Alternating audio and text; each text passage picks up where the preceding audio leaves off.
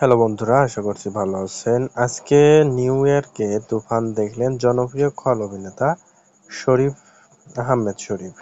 আপনারা অবশ্যই তাকে চিনে থাকবেন, খল অভিনেতা হিসেবে তিনি পরিচিত। তিনি জানিয়েছেন, তুফান সিনেমা দেখে অনেকটাই মুগ্ধ হয়েছি আমি, এবং যুক্তরাষ্ট্রের যত প্রবাসী আছে সবাই কিন্তু এই সিনেমাটি দেখে অনেকটাই মুগ্ধ হয়েছেন। তুফান সিনেমা শুধু বাংলাদেশেই নয়, সারা বিশ্বের মধ্যে একটি আলোড়ন সৃষ্টি করেছেন, মুখরিত হয়েছেন শাকিব খান। সুপারস্টার শাকিব খানের তুফান সিনেমা অনেকটাই সুন্দর হয়েছে। মেগাস্টারের এমন সিনেমা দেখে অনেক লোক অনেক কথা বলছেন।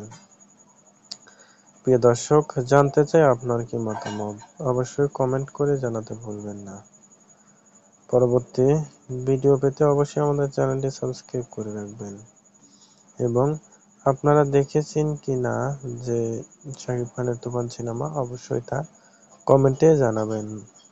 সকলে ভালো থাকুন, সুস্থ থাকুন, ধন্যবাদ।